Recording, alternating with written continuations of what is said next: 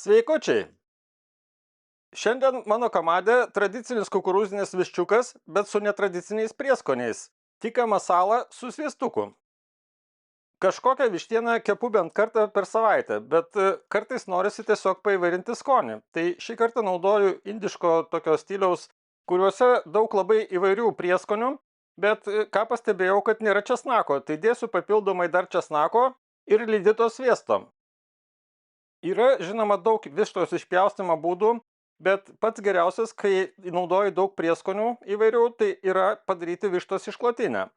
Tokiu būdu gaunamas didžiausias plotas, kurį galima įtrinti prieskoniais. Ir dar šiuo atveju naudosiu sviestą, tai tiesiog uždėjus ant odos pusės kepant, daug sviesto tiesiog pasisavina pati višta bekepant. Aš išklotinę darau šiek tiek tokiu netradiciniu būdu, tai tiesiog išpjaunu kaklą ir taip gaunasi, kad didesnė vištos dalis lieka, prapjaunu tik tai stuburą ir pačio stuburo jau nebeišimu. Nors galima tiesiog išpjauti visą stuburą kartu su uodega, tokiu atveju tiesiog gal ir paprasčiau yra, bet man toks būdas atrodo geresnis. O geresnis dėl to, kad lieka daugiau mėsos ir dar papildomai kaulai priduoda irgi skonio bekepant. Toliau pasidarytų prieskonių mišinių, tai yra džiovintais česnakais ir tuo prieskonių mišiniu tiesiog ištrinu vištą. Šiaip rekomenduočiau įdėti dar papildomai druskos, nors pačiuose prieskoniuose jos kaip ir yra. Taip pat dar yra ir cukraus truputis, tai turėtų labai gerai prikepti ir odą ir šiaip būti gražus vaizdas. Įtrinu prieskoniais ir padedu tiesiog į šaldytuvą valandai kitai. O toliau kuriu kepsninę, tai galima kepti ir be deflektoriaus, bet aš naudosiu deflektorių. Dar dedu medienos pagaliuką rūkinimui, bet dėsiu jį tik tai vieną. Jeigu norit labai rūkyto skonio, tai galima tiesiog kelis kartus tą pagaliuką įdėti ir tai bus geresnis variantas, negu iš karto pridėti daug. Dedu vištą, odą į viršų ir tiesiog kepsiu ją tokioj pozicijoje maždaug apie kokią pusvalandį gerą ir paskui žiūrėsiu, kada jau prieskoniai prilips, tada aptepinėsiu sviestu ir apversiu į kitą pusę. O kepsninės temperatūrą pradžiai palaikysiu maždaug apie 150 laipsnių, bet vėliau pačioj pabaigoje, kad priskrustų oda, pakelsiu iki kokio 170. Tai višta toj 150 laipsnių kepsniniai pakepė maždaug apie pusvalandį gerą ir jau prieskoniai yra gerokai prilipę. Dėdu tiesiog sviestą, kad jisai sušiltų, nes spėjau vėl atgal sustingti, nors ir buvo palydytas. Užtenka vos kelių minučių. Ir tada tiesiog apverčiu vištą ir naudodamas šepetuką tiesiog patepu tuo sviestu visą vištą. Kaip sakoma, sviestų košės nepagadinsi, bet turbūt nėra prasmės jo labai daug dėti, dėl to, kad dalis jo vis tiek nuvarvės nuo vištos ir tiek, kiek įsigers, tiek įsigers. Tai geriau galima kelis kartus aptepti, bet po mažiau. O tuo pačiu šiek tiek padidinu angų atidarimą, nes noriu pakelti temperatūrą iki kokio 170-180 laipsnių.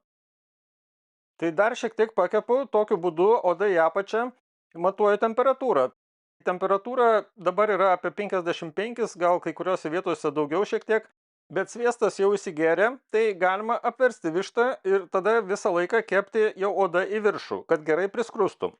Ir odos pusės galima to sviestu jau nebetepti, bet jeigu norit, galima patepti, bet tada nebus tokia traški oda, tiesiog jinai lengviau gal prikeps, bet jinai tokiu atveju išliks minkšta, nebus traški, kai būna kartais prikepant aukštesnė temperatūra ir nenaudojant jokio aliejaus.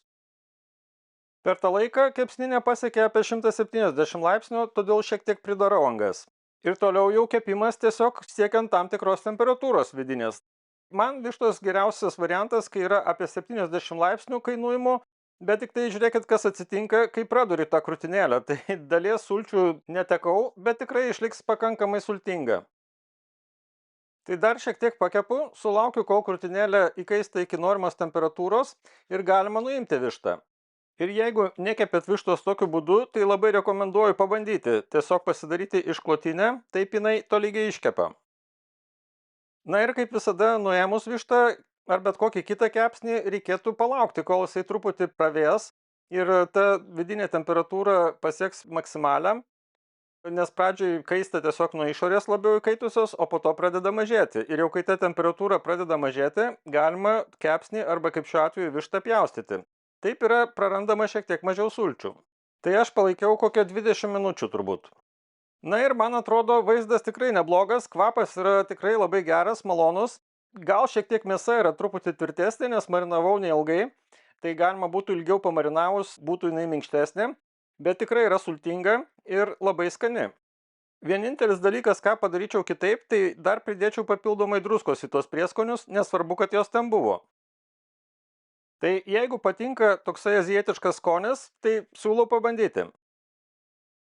Ačiū, kad žiūrėjot, skanaus ir iki kito karto.